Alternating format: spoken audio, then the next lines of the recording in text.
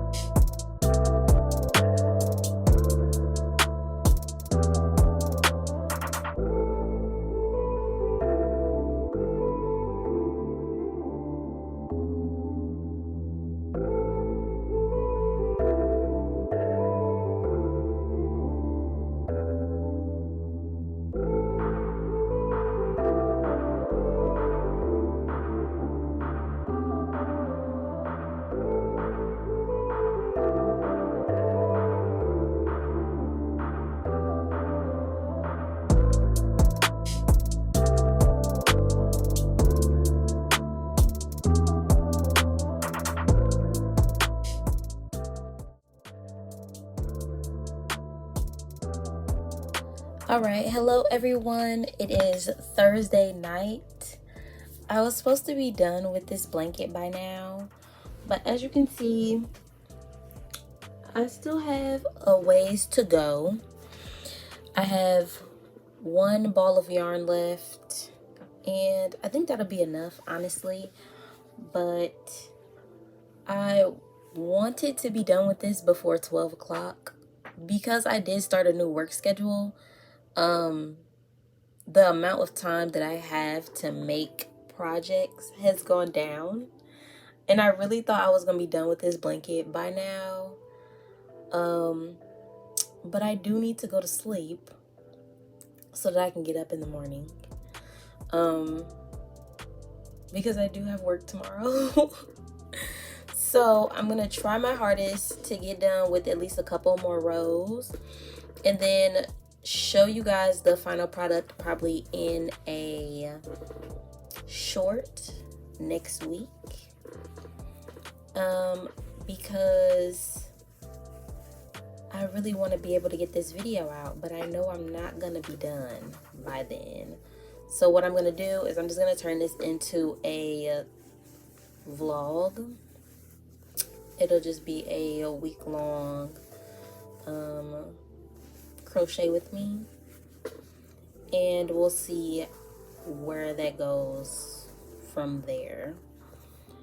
Also, I messed up yesterday during my lunch break from work, and I was crocheting and I realized, so I said at first that I was doing a waffle stitch, I think I said, but instead I decided to do front post double crochets every 3 stitches. So I thought it looked really nice and I like the texture of it. I felt like a waffle stitch would have took me too long, which honestly, I mean, I really didn't want to double crochet the whole piece, because I've done double crochet blankets before, and I didn't want to single crochet because I felt like that would be a little boring, and I really wanted to see the different types of baby blankets that I can make, because I really want to start selling these on my Etsy shop. So I'm really excited to like see the different things that I can do. And then the backings that I have, I'm definitely going to show you guys those before the end of the video. So that'll probably be like right at the end. I'll do a side-by-side comparison of the 2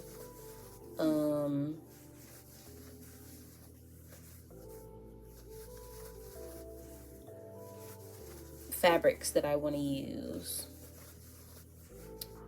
for the backing to make this a reversible blanket, and I'm super excited about it.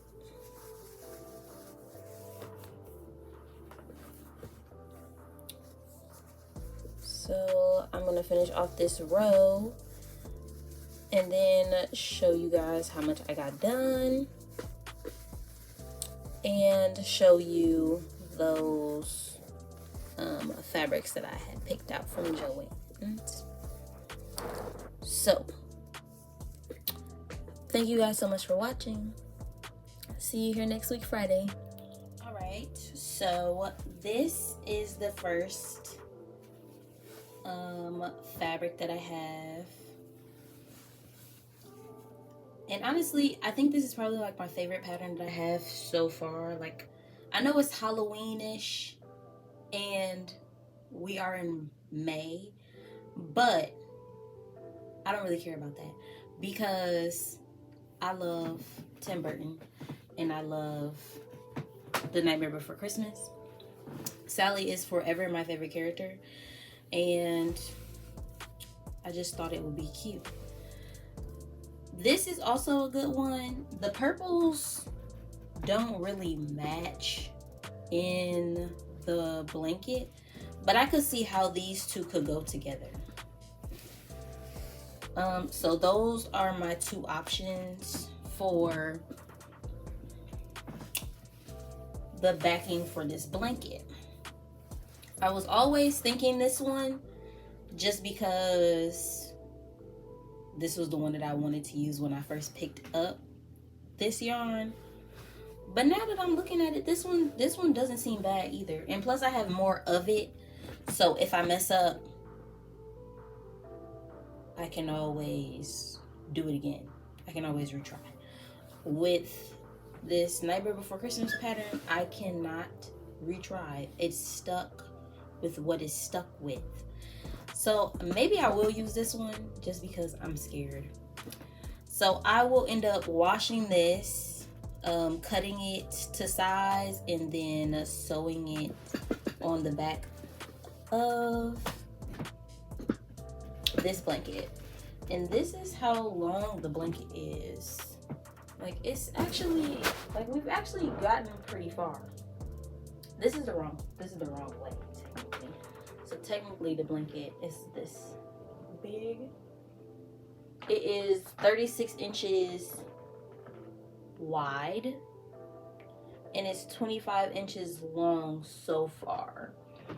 So my plan is to get it to be 36 by 36. And then after that, I'm going to put on the backing. So I hope you guys enjoyed this video.